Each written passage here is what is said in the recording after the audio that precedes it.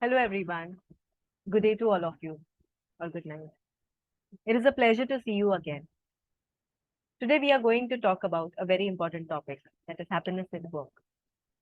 We spend more than 30% of our time at work, and it is very important to be happy by doing what you're doing. Also, we need to keep a check of what we are becoming in the process.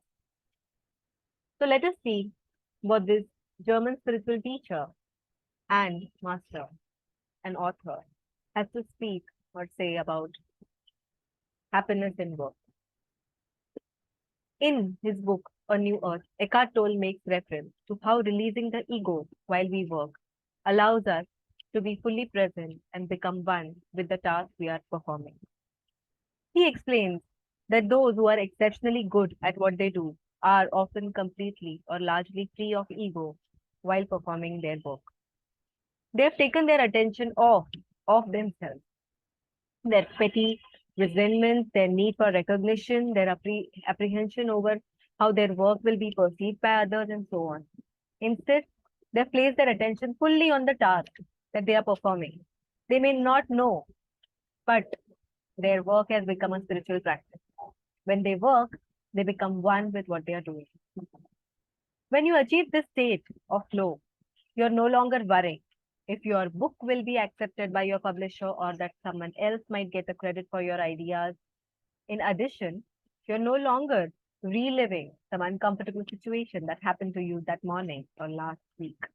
You're simply present with what you're doing and firmly rooted in the moment. That is, you've quieted your ego and are completely at peace.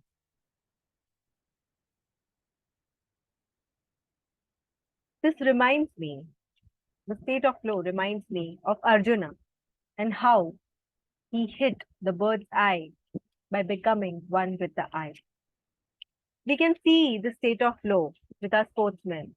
For example, Sachin Tendulkar, he practiced multiple number of hours without becoming tired because he was in the state of flow. Likewise, other athletes and sports persons. I'm sure all of us must have experienced the state of flow every now and then. Some may have experienced it while watching a movie, some may have experienced it while driving, some might be while dancing, while painting, or some other endeavor. So, if we have experienced the state of flow, then it is very easy for us to figure what are the ingredients. So, one of the ingredients that I can think of looks like focus. Focus and clarity of goal.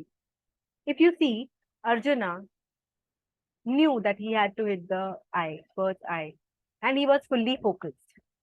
That is why he attained the state of flow. Sachin or any other athlete knows that they have to bring that gold medal and they work towards it relentlessly. So, I think clarity of goal and focus are the main important ingredients. And if you have purpose and meaning attached to it, then nothing like it. Many of the psychologists and philosophers have spoken about positive philosophy at work or positive psychology at work can be achieved by having purpose or meaning in what you do, by having clarity of goal, by having focus, and by aligning the team to your goals, vision, mission, etc. So now I would like to kind of tell you the story about these two farmers who were living in this village, one named Ramu and the other Shamu. Ramu was a very simple person. He was an expert in farming. He loved doing what he did and he kept improvising it by bringing in new formulas and techniques. Shamu, on the other hand, was a strong built person. He loved wrestling, but he was a farmer by profession. He wanted to be successful. He wanted to attain name, fame, and he found Ramu as his biggest competition. Ramu always brought up new formulas, and Shamu was anxious about it. Shamu stole those formulas and attained success, while Ramu kept on bringing in more and more techniques and formulas for better quality product and quantity product. So when they both died and were at the gate of the heaven, the gatekeeper asked Ramu to go and rest as he'd done well, and he asked Shamu to go back. So Shamu asked the gatekeeper, why so? Why not him?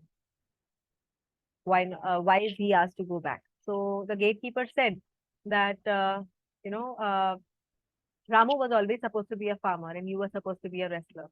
While you struggled, you fought against it, and you achieved success, but you were never happy. So please go and do what you love and find that happiness. This story teaches us one thing, that if we keep aside what we are passionate about, we will be unhappy. But in today's world, where more than 80% of the people are actually not doing what they love, but are working for achieving financial freedom or for meeting their financial obligations, it is very difficult to live by passion. But we can have passion in our life anyways. So let's not rule that out. So if you see, suppose if you are tired or bored of your mundane tasks, what can you do? Think of this task as a game which you play every day. That game doesn't tire you because it is fun. So consider life as a game and take each task at hand in that way. When you look at life as a game, it becomes fun. It becomes a leela. So when you are, say, suppose today, when you take a task at hand, which is a mundane task, try to see how much time you spent on it, what is the quality of your work, and challenge yourself to improve it every now and then, and inculcate the same attitude in your team.